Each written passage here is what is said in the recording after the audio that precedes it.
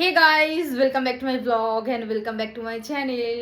তো আজকে তোমাদের সাথে যে ব্লগটা শেয়ার করবো সেটা অবশ্যই রান্নারই ব্লগ হবে।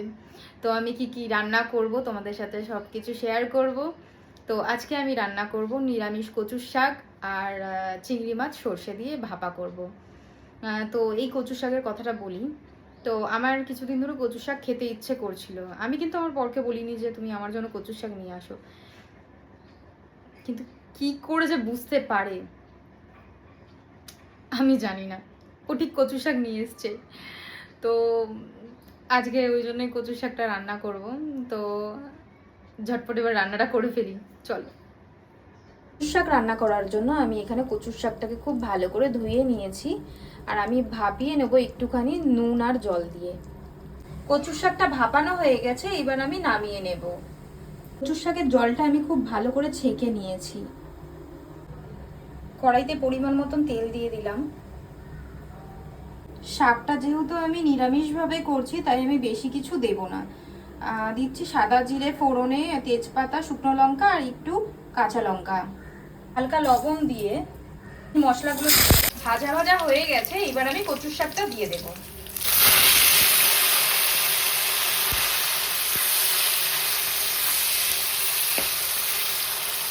সামান্য পরিমাণে হলুদের গুঁড়ো আর ধনের গুঁড়ো দিয়ে দিলাম। খুব ভালো করে নাড়িয়ে নেব। কচুর শাকটা হতে হতে আমি এদিকে চিংড়ি মাছটা করে ফেলবো। সর্ষে চিংড়ি বানানোর জন্য আমি এখানে চিংড়ি মাছটাকে খুব ভালো করে ধুয়ে নিয়েছি, আর এদিকে আমি কিছু আলু দেবো বলে তাই আলুও কেটে নিয়েছি। কড়াইতে পরিমাণ মতন তেল দিয়ে দিলাম আলুগুলো ভাজার জন্য। হালকা নুন দিয়ে এবার আমি আলুগুলো দিয়ে দেব। হালকা করে আলুগুলো ভেজে নেব। আলু ভাজা হয়ে গেছে, এবার আমি আলুগুলোকে তুলে নেব। তা লবণ দিয়ে আমি এবার মাছগুলো ভেজে নেব।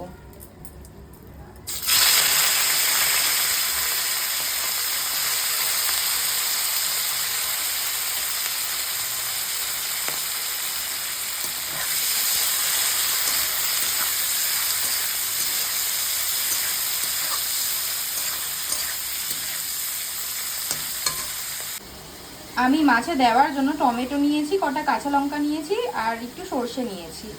তো এগুলোকে আমি পেস্ট করে নেব। এবার মাছ ভাজার তেলে সামান্য পরিমাণে তেল দিয়ে আমি এখানে ফোড়নে দিচ্ছি কালো জিরে আর শুকনো লঙ্কা।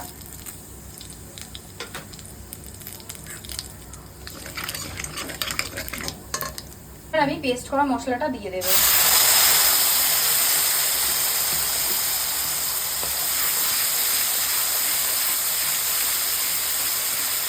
কচুর শাকের মধ্যে আমি সামান্য পরিমাণে চিনি দিয়ে দিয়েছি।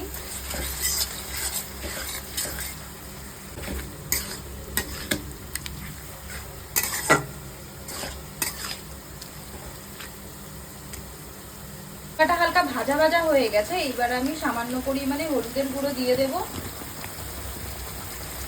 ধনের গুঁড়ো। খুব ভালো করে নেড়ে নেব।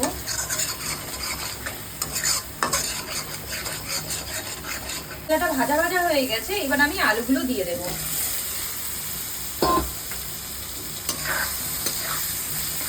আলুগুলো দিয়ে আমি একটু ভাজা ভাজা করে নেব। কচুর শাক রান্না হয়ে গেছে, এবার আমি কচুর শাকটা নামিয়ে নেব। মাছের ঝোল ফুটে গেছে, এবার আমি মাছগুলো দিয়ে দেব।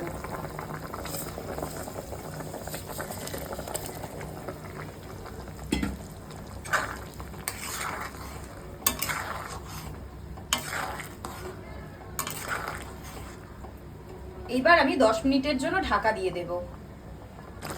সামান্য পরিমাণে চিনি দিয়ে দিলাম।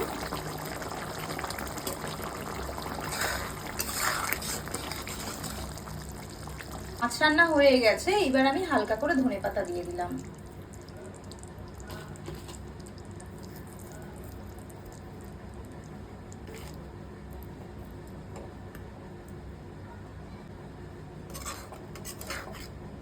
ভাতটাও গরম করে নেব।